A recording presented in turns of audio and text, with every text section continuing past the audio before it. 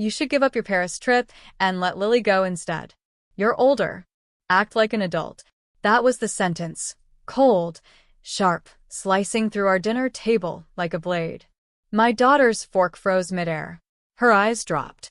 Beside her, my husband turned slowly, as if he wasn't sure he'd heard correctly. My mother-in-law smiled, proud of her cruelty. Her husband nodded, like a puppet. I felt my heartbeat in my teeth. My name is Elena, and for years I have watched this family treat my daughter as if she was the extra, the polite inconvenience in the room. I've swallowed insults, softened blows, and told myself it was just their way. But tonight? Something inside me cracked. Not loudly. Softly, like ice breaking under steady pressure. My daughter, Maya, 18, worked 3 part-time jobs for that Paris trip, her dream since she was 10. And now these people wanted to hand it off to Lily, their favorite, their golden child, who never lifted a finger for anything. I whispered, "Maya, look at me." But she didn't. She kept staring at her plate, shoulders shaking. And then, quietly, deliberately, my husband pushed his chair back and stood up. His voice was low. Enough. The room went dead still. Then, he said something that made his parents turn pale. My husband's voice had a weight I hadn't heard in years. But before he spoke again, my mind pulled me backward, into the slow, suffocating history that led us to this table. His parents had never liked me. I was too quiet, too independent, too career-focused, too protective of Maya. Every holiday came layered with comments that stung like tiny needles. And the worst part? My husband, Daniel, usually stayed silent. Not cruel, just conditioned. Raised to believe that obedience was love, conflict was disrespect, and parental authority was the final truth. But over the last year, he had begun changing. Noticing. Listening. When Maya started saving for the Paris graduation trip, he helped her research hostels. He drove her to late-night shifts. He kept her safe. I think seeing her fight for her dream woke something in him, something his parents had spent decades crushing. Meanwhile, Lily, the cousin, glided through life. No job. No responsibilities. And her parents still complained that she was overwhelmed. Overwhelmed by what? Breathing? But tonight's demand, to take Maya's earned dream and gift it to Lily? It wasn't just unfair. It was a declaration. Your daughter doesn't matter. Daniel's jaw tightened. His parents watched him, irritated that he dared stand. He inhaled, slow, deliberate. Mom. Dad. Sit down, he said. But they didn't. And that's when he revealed what they never expected. Daniel's voice dropped into a tone I'd only ever heard once. Years ago, when a man tried to follow Maya to her car. Protective. Unshakable. Dangerously calm. His parents exchanged a look, the kind arrogant people share when they believe someone is about to embarrass themselves. Daniel, his mother scoffed. Don't be dramatic. We're simply saying Maya should know her place. Paris is too much responsibility for someone like her. Someone like her. Maya's shoulders curled inward as if trying to disappear. I felt heat crawl up my spine. Daniel stepped closer to the table. No. You're saying Lily deserves something she didn't earn, and Maya doesn't deserve what she worked for. There's a difference. His father snorted. Hard work doesn't make you special. Family decisions do. And we decide Lily should go. I swear the air thinned. Dad, Daniel said slowly, Maya paid every dime herself. You have no say in what she does with her money. His mother leaned back in her seat, smug. Oh, but we do. Because she'll listen to us. She always has. Maya finally lifted her eyes, glassy, hurt, almost resigned. And that resignation snapped something inside Daniel. He slammed his hand on the table. No. More. Everyone flinched. His parents stared, stunned. You don't get to control her anymore. And you definitely won't control what I'm about to tell you next. Daniel's parents froze. Their expressions stretched somewhere between offense and disbelief. His mother finally managed. What on earth is wrong with you tonight? Daniel didn't raise his voice. He didn't need to.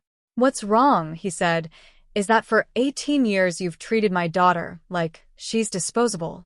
And tonight you expected her to sit here silently while you handed her dream to someone who's never worked for anything. His father jabbed a finger toward Maya. She should feel honored to sacrifice for family. Lily needs this trip more. Maya let out a tiny, broken laugh, one that sounded like she'd run out of tears long ago. That was when Daniel dropped the bomb. Mom, Dad. Maya is not your backup plan. She's my daughter. And starting today, you won't be dictating anything about her life because you're not going to be part of it. The table went silent. His mother's face strained. What are you saying? Daniel looked at them with a calm that terrified even me. I'm saying you're cut off. From us. From Maya. From our home. From any influence you think you have. His mother shot to her feet. You wouldn't dare. But Daniel didn't flinch. Oh, I would. And I already have. Which reminds me, he reached into his jacket pocket. You should see what arrived in the mail today. Daniel placed the envelope on the table like it weighed 100 pounds. His parents stared at it, then at him, confusion quickly curdling into fear. But before he opened it, something shifted inside me. All evening, I had been absorbing the pain, the humiliation of watching my daughter shrink in front of people who were supposed to love her. My fists were trembling under the table. I kept replaying Maya's small, shaking shoulders, how she had accepted mistreatment like it was normal. Because for years, I let it be normal. That realization hurt more than anything Daniel's parents had said. But pain has a strange rhythm. It peaks, then clears. And in that clarity, a cold, razor-sharp calm settled over me. Daniel wasn't the only one done protecting their feelings. I placed a steady hand on Maya's back. She looked at me, eyes red, cheeks blotchy, breath unsteady. Sweetheart, I whispered. You don't have to be small anymore. Her lip quivered. I just didn't want to make problems. You're not the problem, I said. They are. Daniel glanced at me, surprised by the steel in my voice, steel even I didn't know I possessed. And then, like we'd silently agreed on the same battlefield strategy, he nodded and slid the envelope toward his parents. Open it. His mother's hands shook, because inside was the first move of our revenge. And none of them were ready for what they were about to read. His mother hesitated, then tore open the envelope with trembling hands.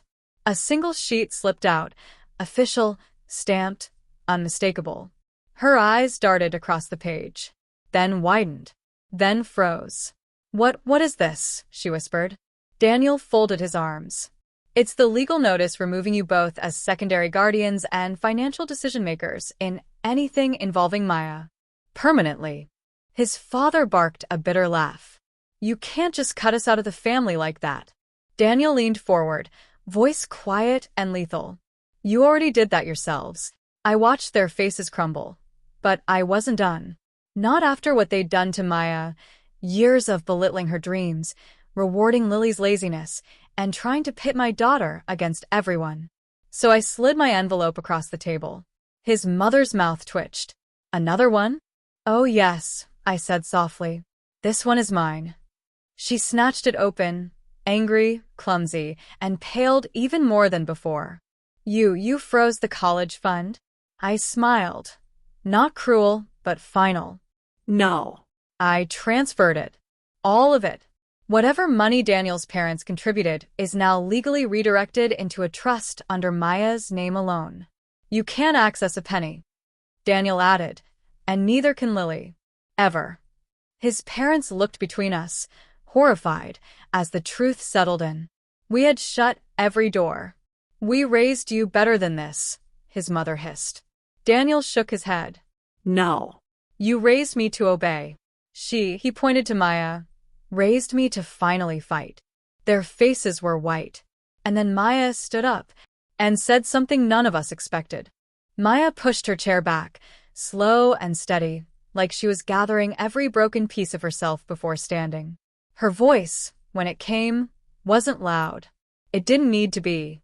"I'm not giving up Paris," she said. Her hands were shaking, but her chin was lifted.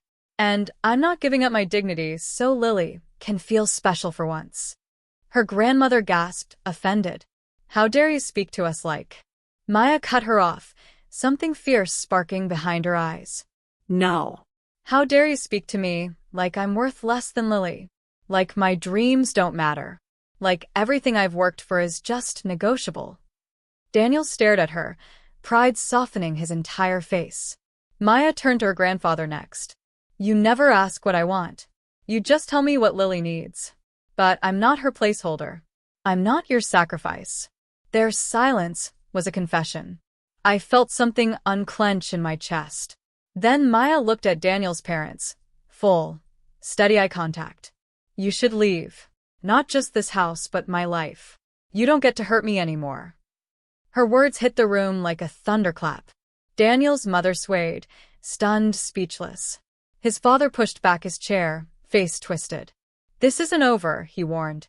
But for the first time, Maya didn't look afraid. She whispered, Yes, it is. They stormed toward the door. But when they opened it, someone unexpected was standing there. Daniel's parents froze at the doorway. Their anger evaporated instantly, replaced by something almost childlike, fear.